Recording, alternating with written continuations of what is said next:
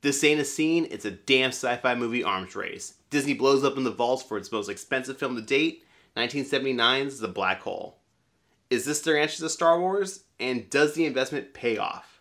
Find out after the jump.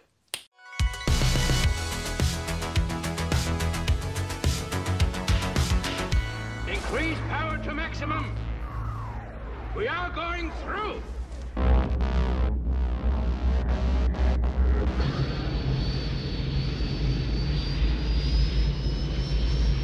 Greetings, programs. The Black Hole was developed as Disney's $6 million answer to the explosion of disaster films in the 1970s. Films like The Poseidon Adventure, Airplane, and The Towering Inferno were all insanely popular, and Disney wanted in on that bandwagon. It also marked Disney wanting to pivot to bigger budget productions as well.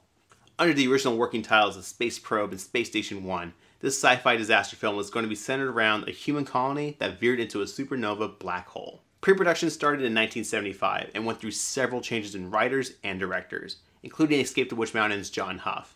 But by 1978, the project remained in flux. Meanwhile, Disney's starting to feel the pressure a little bit, because in the summer of 1977, George Lucas releases the film Star Wars, and basically transforms the entire movie-going experience.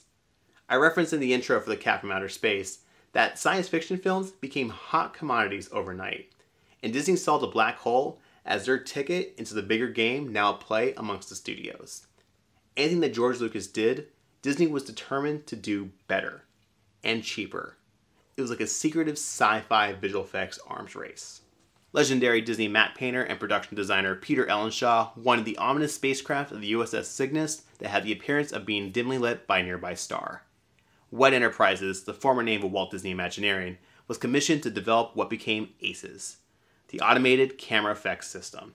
What this camera did was double expose the images so both the miniature models and the actors could both freely move across the matte painting.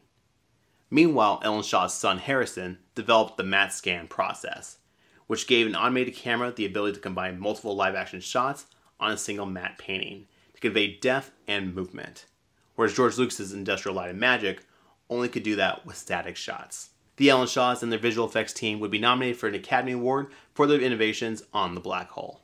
So Disney had the technology in place. What else did they need to make their film a success?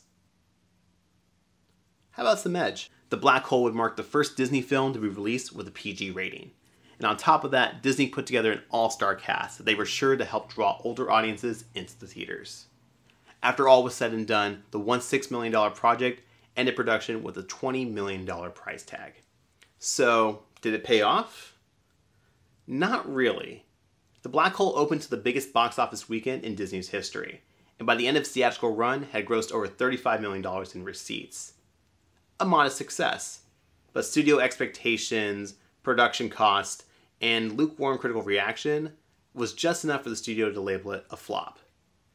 But Disney now had the technology to be once again competitive at the box office, and they were determined, and you'll soon see, they're ready to leverage this in new trailblazing ways to come. So what becomes of Disney's The Black Hole? Well, Disney isn't done with the film just yet. Plans are currently underway for it to be theatrically remade, with TRON Legacy's Joseph Kosinski set to direct. Academy Award nominated for Best Cinematography and Best Visual Effects, starring Robert Forster, Maximilian, Anthony Perkins, Yvette Mimieux, Joseph Bottoms, Ernest Brognine, and featuring the voice talents of Roddy McDowell and Slim Pickins. Director Gary Nelson presents Walt Disney Pictures' 1979 film, The Black Hole. Now. Gravity's at maximum, Dan. My God, I think it's got us. Man is about to enter. We've got a break here, too. The Black Hole.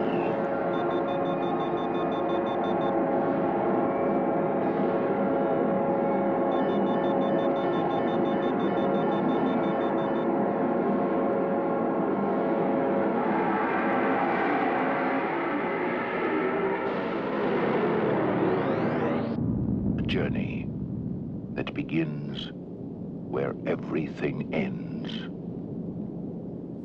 So that's it. Go ahead and sit back, relax, grab some popcorn, some soda, and hit play on Disney+.